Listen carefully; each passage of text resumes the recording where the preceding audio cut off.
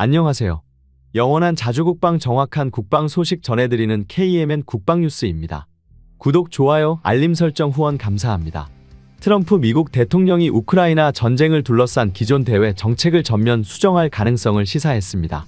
그동안 미국은 우크라이나에 대한 지원을 주도해왔으나 우크라이나가 광물 개발 협정 등에 순순히 응하지 않을 경우 아예 발을 뺄 수도 있다는 사실상의 협박을 가한 것으로 보이는데요. 트럼프 대통령은 지난 28일 백악관에서 젤렌스키 우크라이나 대통령과의 만남에 당신은 푸틴과의 협상에서 카드가 없다고 직설적으로 말하며 미국의 지원이 줄어들 수 있다는 것을 시사했습니다. 이날 트럼프의 발언은 단순한 경고 수준을 넘어 미국의 외교 기조가 근본적으로 변화할 수 있음을 보여준다고 NYT는 분석했습니다. 또한 우크라이나에 대한 지원 철회 방안까지도 트럼프가 고려하고 있을 수 있다고 언급되었습니다. 이는 조 바이든 전 행정부가 유지해온 우크라이나를 끝까지 지원하겠다는 방침과 대척점에 서게 되는데요. 트럼프 대통령은 나토 동맹국들에게 방위비 부담을 더 지도록 요구하는 등 전통적인 동맹관계를 뒤흔들고 있습니다. 이로 인해 유럽 지도자들은 크게 당황한 모습을 보였습니다. 특히 젤렌스키 대통령은 트럼프 행정부의 냉대에 난처한 모습을 보이고 있는데요. 이로 인해 한국에 대한 마음이 더욱 절실해졌음을 표현하여 우리 대한민국 네티즌들이 어이없어하는 사건이 생겼습니다. 우크라이나는 한국에게 굉장히 무례한 모습을 보여왔습니다. 우크라이나 대사인 포노마렌코 대사는 자신의 SNS 계정을 통해 우크라이나에서 국제방위산업 포럼이 개최되었다는 소식을 전했습니다. 그는 30개국 이상의 100개가 넘는 군사 관련 기업들이 참가했다고 강조하며 우크라이나 방위산업이 세계 시장에서 강력한 경쟁자로 자리 잡았다고 자평했습니다. 그러나 그의 글말미에 적힌 내용이 논란을 불러일으켰습니다. 한국 기업들이 초대를 받고도 불참했다는 점을 지적하며 이번 포럼에 한국 기업들도 초대했지만 단 한 곳도 참여하지 않았다는 사실을 강조한 것인데요. 마치 한국 기업들이 반드시 참석해야 한다는 듯한 태도를 보이며 불편한 기색을 드러내자 많은 한국인들이 불쾌함을 느꼈습니다. 국제 포럼이 반드시 참석해야 하는 행사도 아니고 더욱이 전쟁이 지속되는 상황에서 한국 기업이 참여하는 것은 상당한 정치적 부담을 초래할 수 있는 사안입니다. 한국은 우크라이나를 간접적으로 지원하는 방식으로 러시아를 자극하지 않으려는 전략을 취해왔습니다. 이를 누구보다 잘 알고 있을 우크라이나가 공개적으로 한국을 비난하며 거론한 것은 무례한 행동이라고 볼 수 있습니다. 게다가 당시 한국은 국내 최대 규모 방산 전시회를 준비하고 있었습니다. 기업들이 총력을 기울여야 할 중요한 행사를 뒤로하고 정치적으로 부담스럽고 실익도 없는 우크라이나 포럼에 참가할 이유가 없었습니다. 주한 우크라이나 대사의 발언은 현실을 제대로 인식하지 못한 자기 객관화가 부족한 발언으로 보입니다. 더욱이 북한과 러시아의 공고한 협력이 지속되고 있는 상황에서 한국이 우크라이나에 대한 지원을 더욱 확대해야 한다는 식의 뉘앙스를 풍긴 점도 문제입니다. 이는 사실상 한국 전쟁을 부추기는 것과 다름없는 발언이며 한국의 입장을 전혀 고려하지 않은 뻔뻔한 태도로 해석될 수 있습니다. 특히 친일 행보를 보이며 한국을 자극하는 발언을 서슴지 않는 코르센스키 주일 우크라이나 대사의 행보는 더욱 충격적입니다. 그는 러시아는 한국과 비슷한 파시즘 국가라는 황당한 주장을 지지하며 리트윗했고 일본 전범이 안치된 야스쿠니 신사를 직접 참배하며 조국을 위해 목숨을 바친 이들을 애도한다 는 글을 올리기도 했습니다. 야스쿠니 신사는 도조 히데키 등 A급 전범들이 묻혀있는 곳으로 일본 제국주의의 상징과도 같은 장소입니다. 러시아의 침략 전쟁을 규탄하며 국제사회에 도움을 요청하는 우크라이나 대사가 전범을 옹호하는 행태를 보이는 것은 참으로 어처구니 없는 일입니다. 더 나아가 그는 일본 방위성이 올린 지도를 SNS에 게시하며 독도에 대한 일본의 잘못된 주장을 그대로 전달하는 행태까지 보였습니다. 해당 지도에는 독도를 분쟁 지역으로 표기하는 등 일본의 일방적인 입장이 담겨 있었는데요. 만약 러시아가 크림반도를 러시아 영토라고 주장하는 트윗을 올린다면 우크라이나는 강력히 반발했을 것입니다. 그러나 정작 자신들은 한국을 향해 유사한 행동을 하고 있다는 점에서 이중적 태도가 명백하게 드러납니다. 이러한 태도는 일본이 우크라이나에 대규모 경제 지원을 약속했기 때문이라는 분석이 지배적입니다.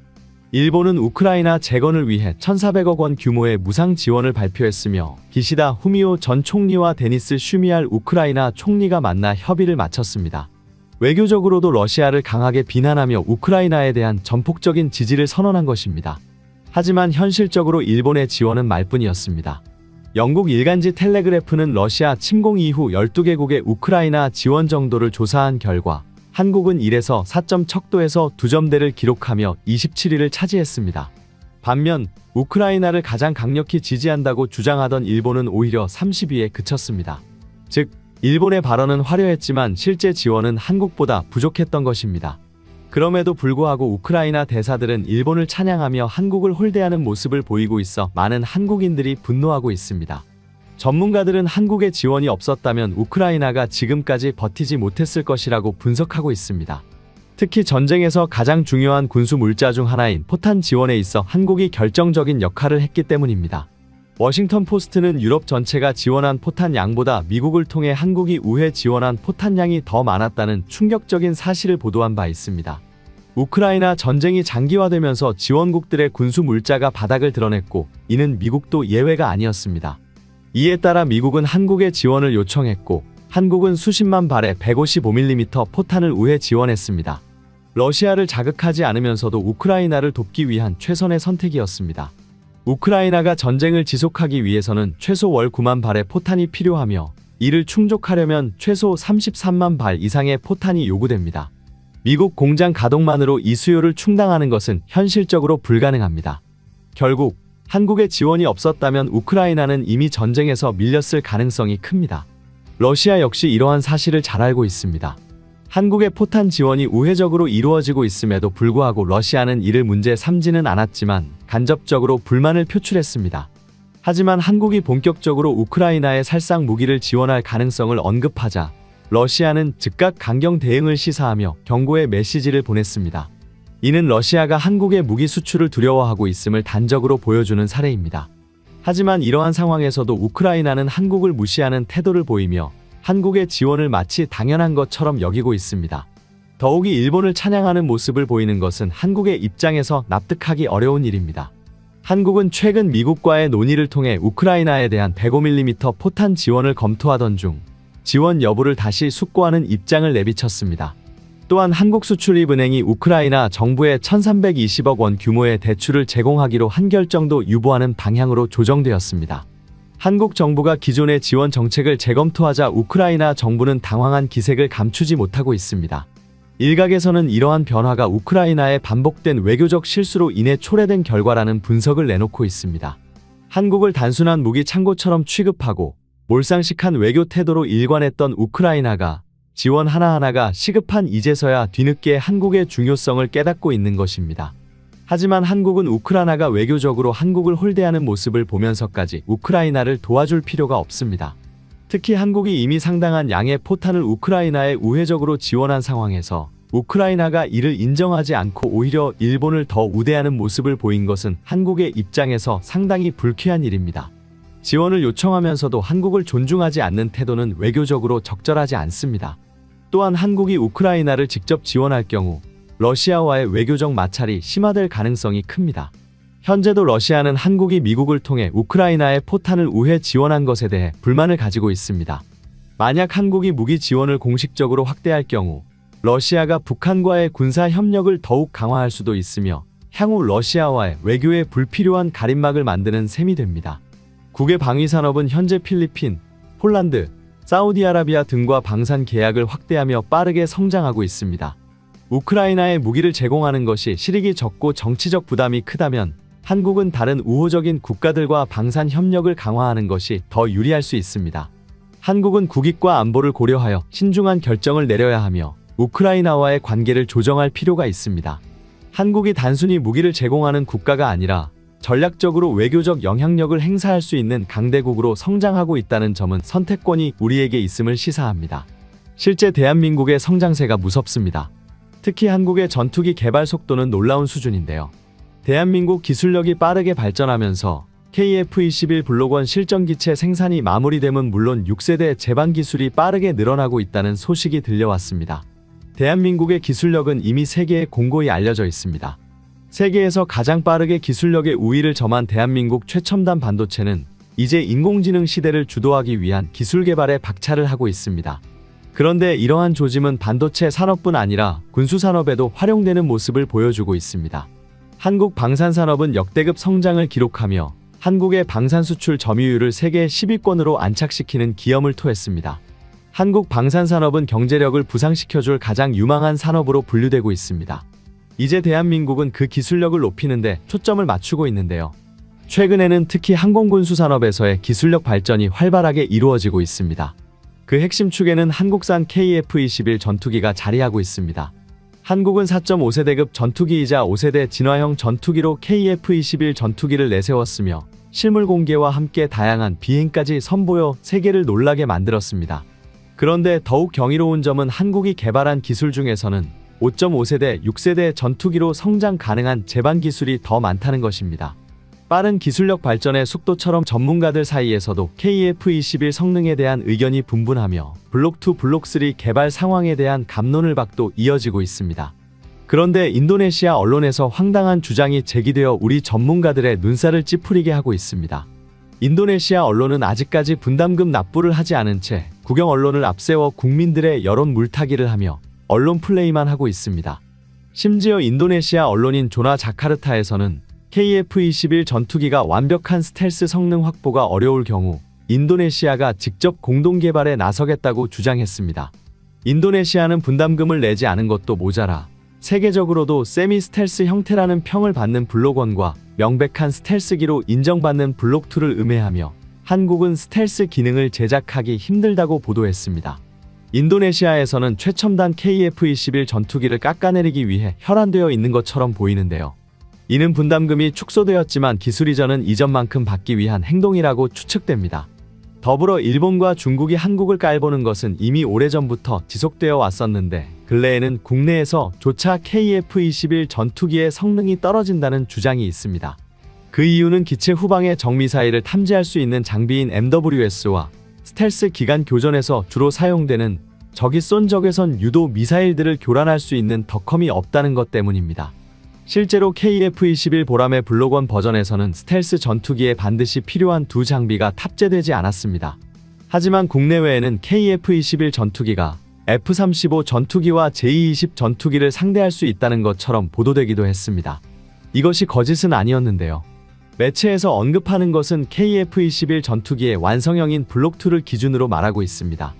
블록2는 각종 센서의 무장과 내부 무장창을 포함해 완전 스텔스형으로 개량되어 중국산 J-20 전투기를 압도하는 것은 물론이고 미국 F-35 전투와 맞먹을 수 있습니다. 당연히 앞에서 말한 두 장비도 KF-21 블록2에는 포함됩니다. 특히 덕컴의 경우 이미 국산화된 장비로 수리온 헬기에 탑재되어 최종 테스트를 마친 상태입니다. 관련 소식에 따르면 헬기용 덕컴을 만들면서 상당수 기술을 완성했기 때문에 KF-21 전투기용 덕컴 개발에는 오랜 시간이 필요하지 않다고 전했습니다. 이에 더해 2028년까지 완성할 계획을 가지고 적의 전자광학 센서를 무력화시킬 기술들이 연구되고 있습니다. 해당 연구는 순조롭게 진행 중이며 현재 방위사업청에서는 2030년경 KF-21 전투기에 사용할 덕컴이 완성될 것이라는 소식을 전했습니다. 중국과 일본에서는 한국산 전투기에 대해 반쪽짜리 전투기일 뿐이라며 폄하하고 있으나 세계적으로 입증된 한국의 첨단 기술력 수치를 살펴본다면 중국과 일본의 말이 모두 거짓이라는 것을 알 수 있습니다. 현재 KF-21 전투기는 외관부터 F-22와 유사하면서도 한국적 디자인이 느껴지며 이미 안정적인 궤도를 그리며 비행하고 360도 솟구치고 회전하는 등 흔한 초음속 전투기와는 다른 자유로운 비행을 보여줍니다. 이 같은 유연한 움직임은 교전 시 지정된 전술에만 국한하지 않고 예상하지 못한 돌발 상황까지 만들어낼 수 있다는 것을 뜻합니다. 이번에 양산되는 KF-21 블록1은 4.5세대 전투기이지만 이미 5세대, 6세대급 기술이 개발되고 있습니다. 그중 가장 미래지향적 기술이라고 불리는 인공지능 기술은 이미 한국에서 최초로 개발이 되었고 카이스트에서 이를 발표한 상황입니다. 현재 세계에서는 파일럿을 인공지능으로 대체하려는 무인화 시도가 이어지고 있습니다. 인공지능은 인간이 어쩔 수 없이 가지는 한계를 간단히 뛰어넘을 수 있는데요. 그중 가장 단적인 예가 바로 중력 가속도를 견디는 힘입니다.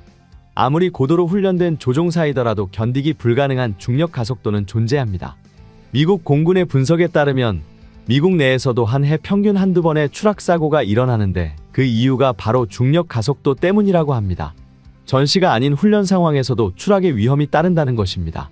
또한 전투기 운용에서 가장 해결하기 힘들었던 예산 문제도 인공지능 파일럿으로 대체될 시에 보다 자유로운 대처가 가능합니다. 현재 조종사들은 연료 소비 및 기체의 최고 속도 등 모든 조건을 고려하여 연비 문제를 계산해 비행해야 합니다. 하지만 인공지능은 모든 데이터를 완벽하게 처리하여 목표 지점까지 가장 효율적인 비행 궤도를 실현할 수 있습니다. 더불어 파일럿 양성에 드는 천문학적인 비용을 알고리즘을 통해 순식간에 습득하여 단 하루도 안 되는 시간에 베테랑 파일럿으로 거듭날 수 있습니다. 이 때문에 세계는 무인 조종사를 제작하기 위해 혈안되어 있습니다. 심지어 미국과 유럽에서는 공동으로 인공지능 조종사에 대한 효율성과 전투 효과를 검증하는 챌린지가 있었습니다. 해당 챌린지에서도 인공지능 조종사의 성능적 뛰어남이 검증되었습니다. 그런데 아직 미국과 유럽에서도 개발하지 못한 인공지능 조종사를 대한민국 카이스트에서 개발했다는 소식이 들려온 것입니다. 카이스트가 공개한 인간형 조종사 로봇은 자연어 처리 기반의 전투기 조종 로봇입니다. 지금까지 인공지능 파일럿들이 전투기를 조종하기 위해서는 특수한 개량 과정을 거쳐야 했지만 국내에서 개발한 로봇 파일럿은 콕핏에 앉는 순간 조종을 위한 모든 준비 과정이 끝나며 개량 과정이 따로 필요하지 않습니다. 더불어 전 세계 항공 차트를 전부 메모리할 수 있기 때문에 환경에 영향을 받지 않는 초정밀 비행까지 가능합니다. 이에 더해 알고리즘 기술을 활용해 조작 매뉴얼과 비상대처 절차를 학습할 수 있어 항공기의 비행 상태를 기반으로 능동적인 조종과 돌발 상황 대응까지 가능합니다. 실제 로봇 파일럿은 현재 비행 조종 시뮬레이터를 통해 항공기의 이착륙 순항 주차 등 모든 조작을 수행하고 있습니다. 한국의 놀라운 기술력을 조금만 개량하여 실전에 투입한다면 현재 노후화되어 퇴역을 앞둔 전투기들도 실전 사용이 가능해집니다. 무인 조종사를 이용하게 된다면 파일럿 인명피해에 대한 부담을 사라지기 때문에 노후 전투기도 전장에서 자유로운 운용이 가능해지는 것입니다. 그렇게 된다면 KF-21 전투기 양산이 끝날 때 대한민국 공군은 700여 대의 전투기를 보유하게 되는 것이며 이는 물량으로 밀어붙이는 중국과의 공중전에서 대한민국이 보다 유리해질 수 있다는 것을 뜻합니다. 또한 최근 시작된 시험비행 시뮬레이션을 통해 확인할 수 있었던 KF-21 전투기의 RCS 값은 세계적으로 인정받는 스텔스 기체들과 비슷한 수준이었습니다. 또한 여러 검사를 거쳐 추가적인 개량까지 이루어지고 있기 때문에 KF-21 전투기는 더 강력한 전투기로 대중들 앞에 공개될 예정입니다. 특히 KF-21 보라매의 플랫폼은 4.5세대로 태어나 미래에는 6세대 전투기로 성장할 것으로 예측되는데 이는 세계적으로도 유례없는 유일한 전투기입니다. 한국은 현재 5세대 전투기 기술에 대한 개발은 이미 진행 중이며 6세대 전투기 기술 제반도 마련한 상태입니다. 이를 미루어 볼 때 6세대 전투기 개발도 곧 이루어질 것 같습니다. 기초 단계부터 독자적인 우리만의 기술로 전투기 제작을 시작한 한국항공우주산업과 대한민국 공군 그리고 한국과학기술원이 2030년 이후 위협에 대처하기 위해 6세대 스텔스 기술 및 무인기 기술에 대한 개발을 계속적으로 진행 중이라고 밝혔으며 이에 대한 상당수는 KF-21 전투기를 기반으로 개발될 것으로 밝혀져 흥미를 끌었습니다. 앞서 말한 무인 조종사 기술이 그 첫발을 내디디고 있습니다. 또한 차근차근 개발하는 기술 중에는 6세대 기술 제반이 될 5세대 스텔스 기술이 있습니다. 군사무기 제작 시 세계 상위급 나라라고 여겨지는 러시아, 중국 등은 본인들도 5세대 스텔스기를 만들었다고 주장했지만 실상은 성능 논란에 휩싸여 애매한 물건이 되었습니다. 그만큼 실제 스텔스 성능을 제작할 수 있는 나라가 적다는 뜻인데요.